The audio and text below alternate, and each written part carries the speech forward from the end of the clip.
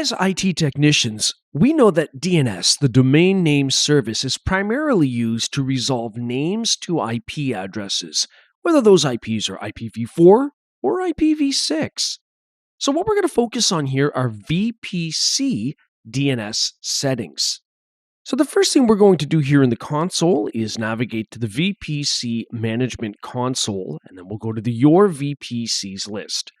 Now, if I click on the link for a VPC ID to open up its details, I have a reference and also a hyperlink for the DHCP option set resource associated with this VPC. I'm going to go ahead and click that DHCP option set link, which takes me into a filtered DHCP option sets view. I'm just going to click on the link for it to open up the details. Now, DHCP, the Dynamic Host Configuration Protocol, is used to deliver IP configuration settings, not just IP addresses, but things like DNS name server information, DNS domain name suffixes, to hosts from a central configuration, as opposed to going to each and every host and configuring these things manually.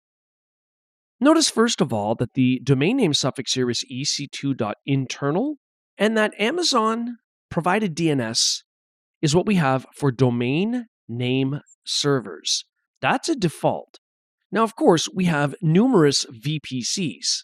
For example, if we were to look at the default VPC and click its link, it too has a DHCP option set, and we would have the same type of options that might be configured. If I were to navigate to the EC2 Management Console to get a list of our instances in the Instances view, I've got one here called Windows Server 2022-1.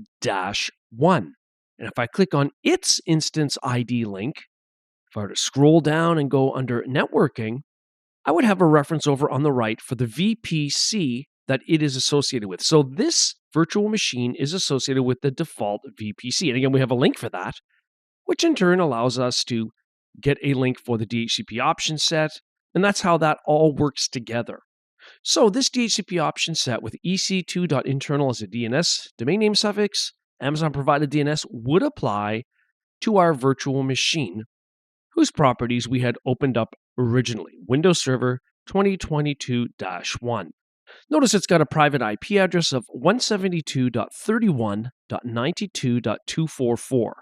So I have RDP'd into the public IP of that instance, and of course, the background wallpaper shows me details like the private IP address 172.31.92.244. So we're on that same virtual machine. What I'd like to do is open up a command prompt. So from the start menu, I'll just type cmd.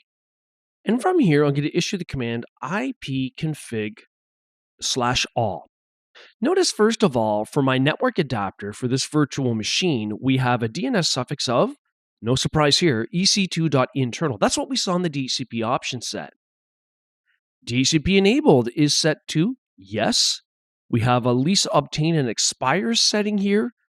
And we've got a lot of details here, like the IP address of the DHCP server. That's maintained by Amazon in this case.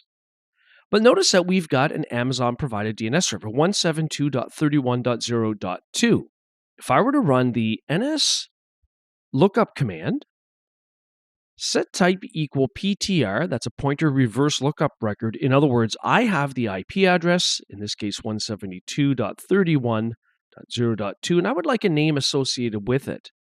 We get a non-authoritative answer, which means not from the DNS server that we are directly connected to, but another one that it forwarded the request to, and it found that record in a reverse DNS lookup zone, and it returns back the name here, IP, and then, of course, the IP.ec2.internal. Okay, so that is an Amazon-provided DNS server. So what we're going to do is we're going to configure custom DNS servers. Let's say we had a need to do that because maybe we had an app that depended on us having full control of a DNS zone and its records, and that's how we want to do it, is through our own DNS servers. And so back here in the VPC Management Console, in the DHCP Option Sets view, I'm going to create a new one. I'm going to click Create DHCP Option Set. When you want to configure things like custom DNS server entries, you create a new DHCP option set, which you then associate with the VPC. I'm going to call this Custom DHCP default VPC. That's what we'll ultimately associate it with. And let's say for the domain name suffix, it will be quick24x7.local. And for the domain name servers, maybe I'll use one of the Amazon provided ones, and then I'll just make up another one for this example. Now I could specify other details here, but I'm just going to go with that for DNS. And then at the very bottom, I'll choose Create DHCP Option Set. I'm going to go to my VPCs view where I've got my default VPC. What I want to do is go to Actions, Edit DHCP Option Set. It's already associated with one, but from the list, I'm going to choose my custom DHCP default VPC resource that we just created and save the changes. Now, you shouldn't have to restart instances that were already running when you make this type of a change. However, it might take some time for those settings to be realized by the operating system running in those virtual machines. Back in my virtual machine session, I'm going to exit out of the name server lookup or NS lookup, and I'm going to run ipconfig/renew.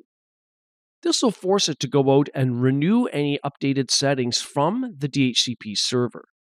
And after a moment, we already know it's working because look at the connection-specific DNS suffix. It now reflects what we just changed, quick24x7.local. But if I also run ipconfig/all, we should also have 2 DNS server entries now, where previously we only had 1.